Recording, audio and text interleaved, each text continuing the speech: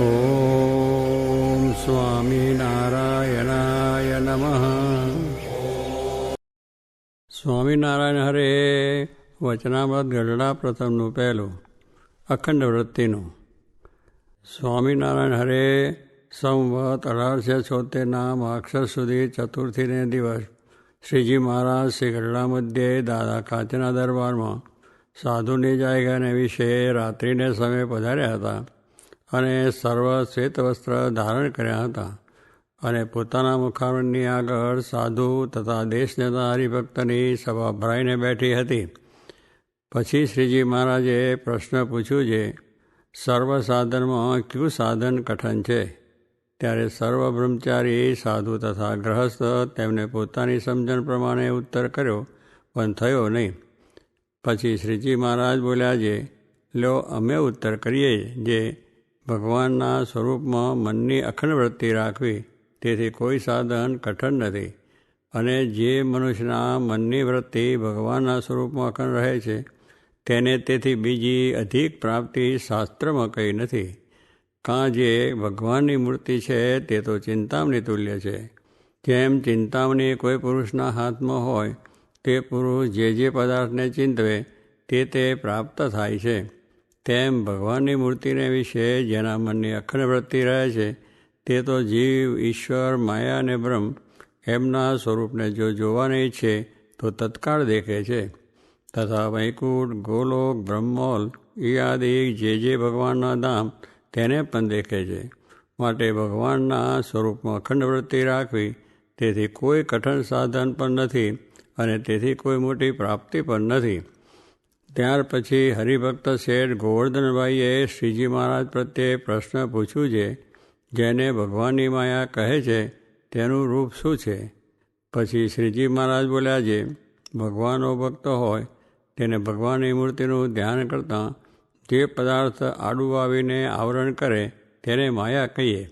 પછી મુક્તાનંદ સ્વામીએ પ્રશ્ન પૂછ્યું છે, ભગવાનનો ભક્ત જ્યારે પંચભૂતના દેહને મૂકીને ભગવાનના ધામમાં જાય છે ત્યારે તે કેવા દેહને પામે છે? ત્યારે શ્રીજી મહારાજ બોલ્યા છે, ધર્મ કુળને આશ્રિત એવો જે ભગવાનનો ભક્ત છે તે ભગવાનની ઈચ્છાએ કરીને બ્રહ્મય દેહને પામે છે. અને જ્યારે દેહને મૂકીને ભગવાનના ધામ પ્રત્યે જાય છે ત્યારે કોઈક તો ગરુડ ઉપર બેસીને જાય છે અને કોઈક તો રથ ઉપર બેસીને જાય છે અને કોઈક તો વિમાન ઉપર બેસીને જાય છે. એવી રીતે ભગવાનના ભક્ત ભગવાનના ધામમાં જાય છે તેને યોગ સમાધિવાળા છે તે પ્રત્યક્ષ દેખે છે. પછી હરિભક્ત ઠક્કર હરજીએ શ્રીજી મહારાજને પૂછ્યું છે, કેટલાક તો ઘણા દિવસ સુધી સત્સંગ કરે છે તો પણ તેને જેવી પોતાના દેહ અને દેહના સંબંધીને વિશે ગાઢ પ્રીતિ છે તેવી સત્સંગમાં ગાઢ પ્રીતિ નથી થતી, તેનું શું કારણ છે? પછી શ્રીજી મહારાજ બોલ્યા છે, એને ભગવાનનું મહાત્મા સંપૂર્ણ જાણવામાં આવ્યું નથી. અને જે સાધુને સંગે કરીને ભગવાનનું મહાત્મા પરિપૂર્ણ જાણવામાં આવે છે તે સાધુ જ્યારે પોતાના સ્વભાવ ઉપર વાત કરે છે ત્યારે તે સ્વભાવને મૂકી શકતો નથી અને તે વાતના કરનારા જે સાધુ તેનો અવગુણ લે છે તે પાપે કરીને સત્સંગમાં ગાઢ પ્રીતિ થતી નથી. કાં જે અન્ય સ્તરને વિશે જે પાપ કર્યા હોય તે સંતને સંગે કરીને જાય અને સંતને વિશે જે પાપ કરે છે તે પાપ તો એક સંતના અનુગ્રહ વિના બીજા કોઈ સાધને કરીને ટળતા નથી. તે શાસ્ત્રમાં કહ્યું છે જે અન્ય ક્ષેત્રે કૃતમ પાપમ તીર્થક્ષેત્રે વિનશ્યતિ, તીર્થક્ષેત્રે કૃતમ પાપમ વજ્રલેપો ભવિષ્યતિ. તે માટે સંતનો અવગુણ જો ન લે તો એને સત્સંગમાં દૃઢ પ્રીતિ થાય. ઇતિ વચનામૃતમ. એવી રીતે ગઢડા પ્રથમ પ્રકરણનું પહેલું વચનામૃત થયું. સ્વામિનારાયણ ભગવાનની જય.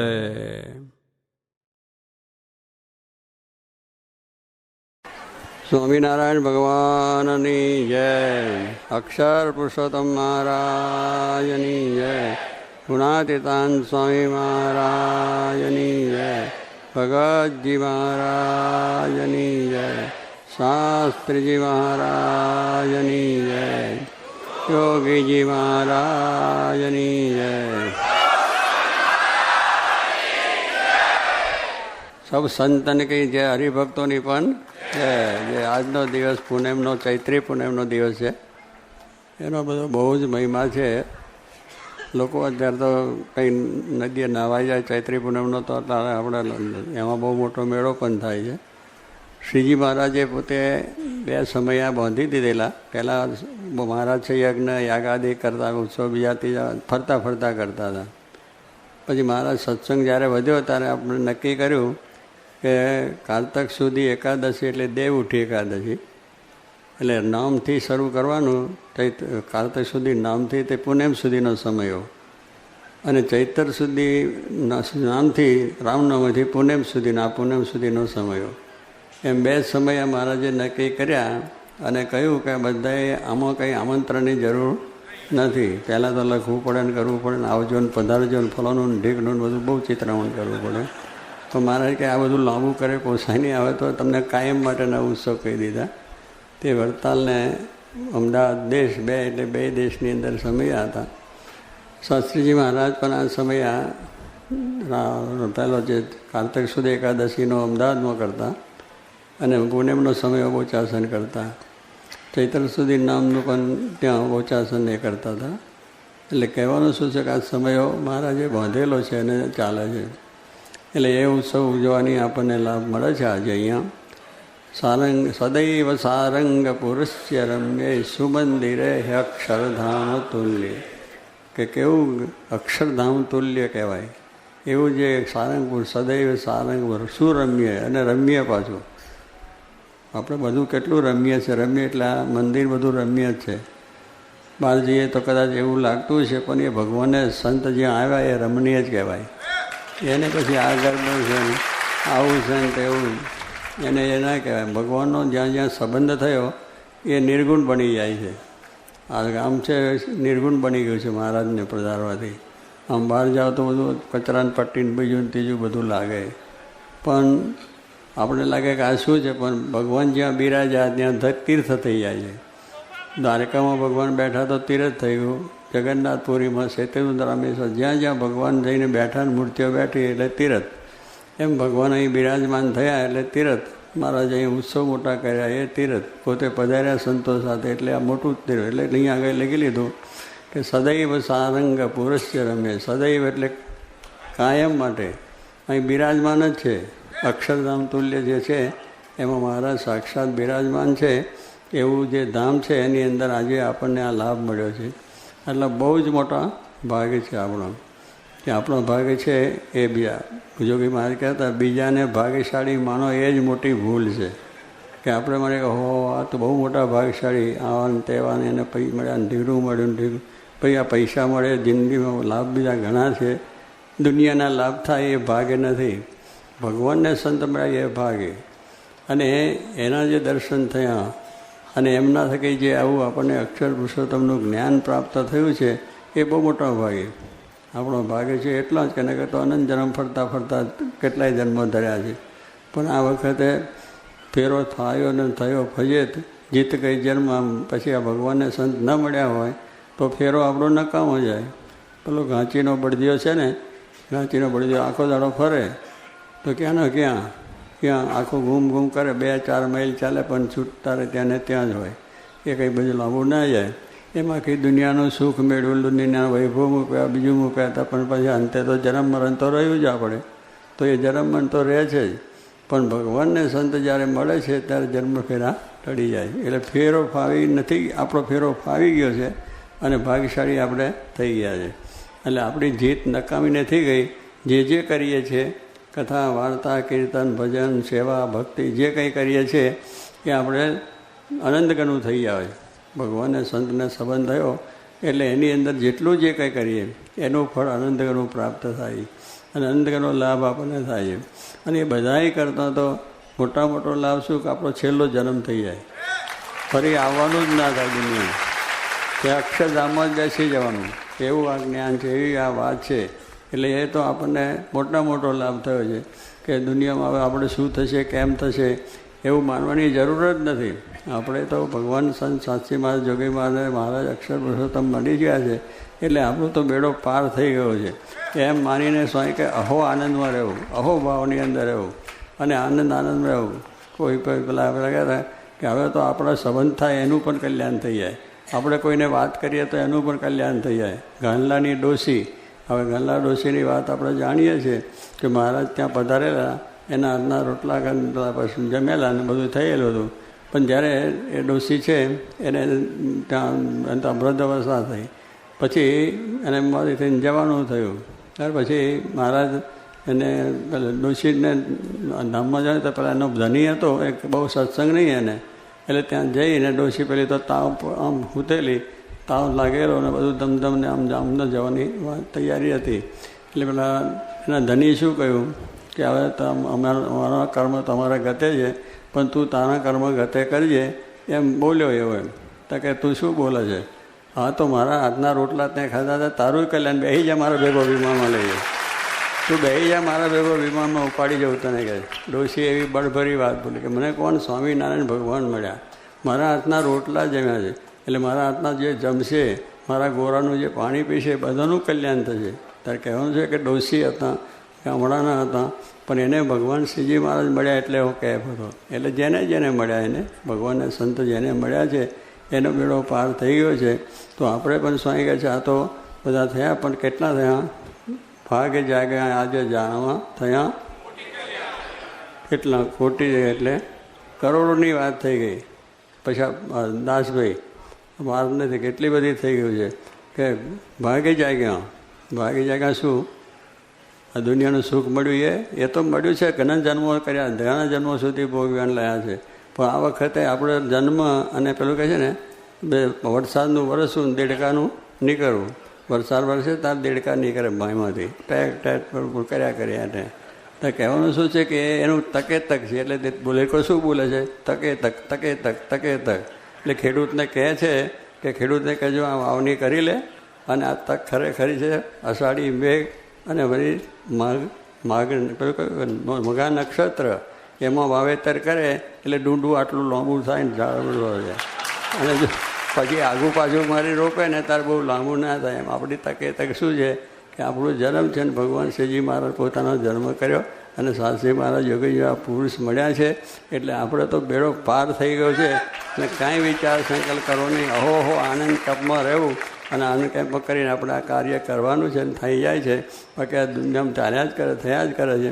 તો આવી રીતે આપણા જે જ્ઞાન છે એ જ્ઞાન પણ આપણને દરેકને આપણે જે વાત આપણને મળી છે એ બીજાને શું કે વાત કરવી. સારી વાત હોય તો આપણે આપણા મિત્ર ભાઈબંધ દોસ્તદારને કહીએ છીએ એમ આ સારી વાત શું મોક્ષની કલ્યાણની વખતે જ મળી છે, તો એ આપણે બધાને કરવાની છે અને એ કરીને આપણે કરવું છે. મહારાજે આપણને જે કંઈ આજ્ઞા ઉપાસના નિયમ ધર્મ આજ્ઞા કર્યા છે એ આપણે દ્રઢ કરવાનો છે. એ દ્રઢ પાડીને આપણે કામ કરવાનું છે. બાકી આ દુનિયાની અંદર તો બધા ઘણી જાતના કાર્યો થાય અને બધું થઈ જાય છે. અને લોકો પોતાને કંઈ સત્તા માટે, બીજા માટે, ત્રીજા માટે પણ ઘણા પ્રયત્નો કરીને પણ મેળવે છે અને થાય છે. એટલે એ કંઈ બહુ મહત્ત્વની વસ્તુ નથી અને એ બધું તો ચાલ્યા જ કરે છે અને થયા જ કરે છે. પણ એમાં જે કંઈ ભગવાન માટે થયું, ભગવાનને રાજી કરવા માટે થયું, તો મહારાજ કહ્યું જે કરું તે ભગવાનને રાજી કરવા માટે કરું. કથા વાર્તા કીર્તન ભજન દાન પુણ્ય જે કંઈ કરીએ એ ભગવાન રાજી થાય એટલો સંકલ્પ આપણે કરવાનો કે રાજી થાય એટલે બધું આવી ગયું એની અંદર અને એ રીતે થઈ જાય છે. તો આજે આપણે આ પ્રમાણે અહીંયા આગળ જે કંઈ આ કાર્ય થાય છે એની અંદર બધું સારું કાર્ય થાય, ધર્મનું કાર્ય થાય. અને બધે મેં કહ્યું ને આ સંસારની અંદર તો બધા ઘણા બધા કાર્યો થાય છે. રાજકારણ રીતે પણ થાય, બીજી રીતે સમાજ રીતે પણ થઈ જાય છે, બીજા રીતના ઘણા પ્રસંગો થાય છે. એટલે આજે પણ આપણે આ પ્રમાણે ભગવાનને પ્રાર્થના કરીએ કે બધાની સદબુદ્ધિ થાય, સારા વિચાર થાય અને ભગવાન રાજી થાય એને માટે આપણું કાર્ય થાય એ આપણે કરીએ. અને એમાં આપણે જો કરીએ છીએ ભગવાનને રાજી કરવા માટે કરીએ તો એમાં એની જીત જ છે. ભગવાન રાજી થાય એ જીત થઈ ગઈ. બાકી તમામ બધું આગું પાછું કરીને બધું કર્યું એ જીત નથી. એ તો ઠીક છે, પોતાને મોહ છે, પણ આપણે તો જીતશું કે મહારાજ સ્વામી રાજી થાય અને ભગવાન રાજી થયા એટલે બધું કામ પૂરું થઈ જાય છે. તો એવી બધી આપણી જે દુનિયાની અંદર ભગવાન સંત મળ્યા આપણી જીત છે એમ માની અને આપણે કથા વાર્તા કીર્તન કરીને સર્વ પ્રકારે સુખ્યા રહેવું. મહારાજ એવી સર્વને સદબુદ્ધિ આપે, સારા વિચાર આપે અને બધા તને મને ધને મહારાજ સુખ્યા રાખે એ આજના દિવસે પ્રાર્થના છે. તો આજનો ઉત્સવ, આજનો પાટો ઉત્સવ, શાસ્ત્રી મહારાજની એમ મૂર્તિ પ્રતિષ્ઠા થઈ એનો આજે કેટલા 28માં 28નો પાટો જોતજોતામ થઈ ગયો. હજુ તો કાલે સવારે મૂર્તિઓ પધરાઈ દેખાય, પણ 28 વર્ષ થઈ ગયા. એમ સ્વામી કે સમય તો જતો રહે છે, પણ જેટલો લાભ લેવાઈ ગયો એટલો આપણું કામ છે. આજને દિવસે આ બધા જે કંઈ આવ્યા છે દેશ પ્રદેશથી કે અહીંયા આજુબાજુથી બધેથી, તો અહીંયા તો અમારે દરરોજની પેલી શું થાય છે પદયાત્રા, આજુબાજુના ગામથી ચાલ્યા જ આવે છે. આજે અમારો ડૉક્ટર સાહેબ મોટાથી છે, એમનો સ્ટાફ લઈને બધા પગયાત્રા. એટલે એમ દરેકને ભગવાન છે, ભાઈઓને બધાને. તો એ શું, એ મોટી ભક્તિ થાય. ભગવાનને સન્મુખ ચાલીએ, ભગવાન સન્મુખ થઈએ તો આપણને કહે છે યજ્ઞ થાય છે, એક પગલે યજ્ઞ થઈ જાય. એવું આ મહિમા છે, એવો મહિમા સમજ્યા છે તો થયું છે. જોગી મહારાજ કહેતા મહિમા સમજાય તો ભેટમ ભેટા, નહીં તો છેટમ છેટા. સહજાન સ્વામી મહારાજ. સ્વામિનારાયણ સ્વામીએ વાત કરી છે મોટા શેરનું સેવન તથા અધિકાર તથા ધનનો પ્રસંગ એ આદિક જીવને બગાડવાના હેતુ છે, માટે સમજી રાખવો. સ્વામિનારાયણ સ્વામીએ વાત કરી છે છેલ્લા પ્રકરણના 35ના વચનામૃતમાં કહ્યું છે જે 6 લક્ષણે યુક્ત સંત હોય તેની સેવા કરે ભગવાનની સેવાનું ફળ થાય છે, ને તેનો દ્રોહ કરે ભગવાનના દ્રોહનું પાપ લાગે છે. માટે આજ તો બહુધા આખો સત્સંગ એવો છે. સ્વામિનારાયણ સ્વામીએ વાત કરી છે બ્રહ્મવેતાને મતે તો વેદનો માર્ગ જે વિધિ નિષેધ તે પણ ગણતીમાં નથી. એમ જળ ભરતે રહુગણને કહ્યું એની સમજણમાં તો આત્મા ને પરમાત્મા એ બે જ વાત રાખવી એમ કહ્યું. ને તે ઉપર છેલ્લા પ્રકરણનું છેલ્લું વચનામૃત વંચાવ્યું ને બોલ્યા જે આ વચનામૃતમાં પણ આત્મા ને પરમાત્મા એ બે વાતનો વેગ લગાડી દેવો એમ મહારાજનો સિદ્ધાંત છે. સ્વામિનારાયણ સ્વામીએ વાત કરી જે સર્વ સાધન કરતાં સંગ બળવાન છે. કેમ જે સંગ થકી સર્વ વાત થાય છે, પણ સંગ વિના કોઈ કામ થતું નથી. માટે સર્વમાં પ્રથમ સંગ મુખ્ય છે. ને મોક્ષનો માર્ગ પણ સંગ થકી સમજાય, ને વ્યવહાર માર્ગ પણ સંગ થકી આવડે છે. માટે સંગની બરોબર કોઈ સાધન નથી. દેશકાળાદિક 8 કહેવાય છે, તેમાં પણ સંગને મુખ્ય કહે છે. તથા 9 પ્રકારની ભક્તિમાં પણ શ્રવણ ભક્તિને મુખ્ય કહી છે, તે પણ સંગ થકી આવે છે. અને શિક્ષાપત્રીમાં પણ નિત્ય પ્રત્યે સાધુનો સમાગમ કરવો એમ કહ્યું છે. ને વચનામૃતમાં પણ સંગનું અધિકપણું બહુ ઠેકાણે કહ્યું છે. માટે સર્વશાસ્ત્ર સત્પુરુષનો સંગ કરવાનું પ્રતિપાદન કરે છે. તે સંગ કરવો તેમાં પણ જેવા પુરુષનો સંગ થાય તે થકી તેવો સમાસ થાય છે. ને સર્વદેશી પુરુષનો સંગ થાય તો સર્વદેશી જ્ઞાન પ્રાપ્ત થાય છે. ને એકદેશી સંગ થકી સર્વજ્ઞાન પમાય નહીં. કેમ જે ધર્મ, જ્ઞાન, વૈરાગ્ય, ભક્તિ, મહિમા આદિકમાંથી જેને જે અંગ મુખ્ય હોય તેના સંગ થકી તે વાત સમજાય. અને સર્વે અંગ સંપૂર્ણ હોય તેના સંગથી સર્વે વાત સમજાય છે. માટે સર્વદેશી સંગ મળવો બહુ દુર્લભ છે.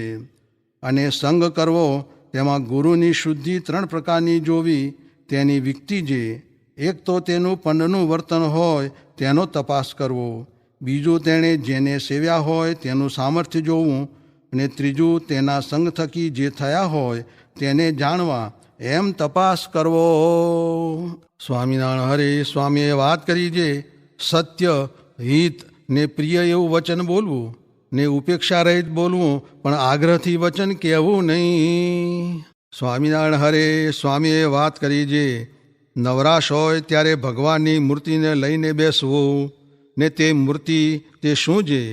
ભગવાનની કથા, વાર્તા અને ધ્યાન એ ભગવાનની મૂર્તિ છે. ને દેહ હોય ત્યાં નિદ્રા, કામ, સ્વાદ, લોભ એ સર્વે દેહ ભેળા હોય. માટે તેને તો દેહ ભેળા જ કરી રાખવા. ને કોઈ વ્યસન રાખે છે અફીણનું, હોકાનું, સ્વાદ રાખે છે, લોભ રાખે છે, એ સર્વે સુખ જેવા જણાય છે, પણ એ તો દેહને દુઃખ દે એવા છે. સ્વામિનારાયણ હરે સ્વામીએ વાત કરી છે આમાં રહીને વર્તમાન ન પાડે કેવું કહેવાય? વળી વર્તમાન દીવા જેવા પાડે ને મંદિર આચાર્ય ને મોટા સાધુનું ખોદે એથી ભૂંડો કોણ? એ તો ઓલ્યાથી પણ ભૂંડો. સ્વામિનારાયણ હરે. સ્વામીએ વાત કરી છે, આ તો તમને ઘડી ઘડી પોરો દઉં છું. નીકર રાત ને દી એમને એમ કથા વાર્તા કર્યા કરું, પણ બીજાને મૂંઝવણ પડે તે સારું ઘડીક ભક્તિ, ઘડીક કીર્તન, કથા વાર્તા, ધ્યાન એ બધું ફરતું ફરતું કરવું, તેથી મૂંઝવણ થાય નહીં. સ્વામિનારાયણ હરે. સ્વામીએ વાત કરી છે, આ જીવને આ લોક ને નાત જાતનું જેટલું દ્રઢ થઈ ગયું છે એટલું ભગવાનની કોરનું દ્રઢ નથી થતું. તે તો જો પાકો વિચાર કરે તો થાય. તે ઉપર એક સાધુએ પૂછ્યું છે, એવો વિચાર ક્યારે થશે? તો કહે, જો એવો ખપ હોય ને કરવા માંડે તો થાય. તે ઉપર વાત કરી છે. એક દી મહારાજ કહે, ભાઈ કોઈ એક દી આખો ને એક રાત આખી જો અખંડ ભજન કરે તો તેને ભગવાન દેખાય. પછી એક ભક્તે દી આખો ભજન કર્યું ને રાતે કરવા માંડ્યું, તે નિદ્રા આવવાની થઈ એટલે ઘંટીએ દળીને પણ આખી રાત ભજન કર્યું, પછી તેને ભગવાન દેખાણા. સ્વામિનારાયણ હરે. સ્વામીએ વાત કરી છે, ગોંડલમાં વાણીએ હવેલી કરી, તે નળિયા ચડાવ્યા, ત્યાં 40,000 કોરી થઈ ને ઘરમાં પણ એટલી હતી. પછી એમને એમ નવી ઘરેણે મૂકી, તે હજી છૂટી નથી ને ખાવા મળ્યું નથી. તેમ આપણે પણ ગોંડલના વાણિયાના જેવું છે, તે આ દેહ ઘરેણે મૂકી છે, તે પ્રભુ ભજાતા નથી.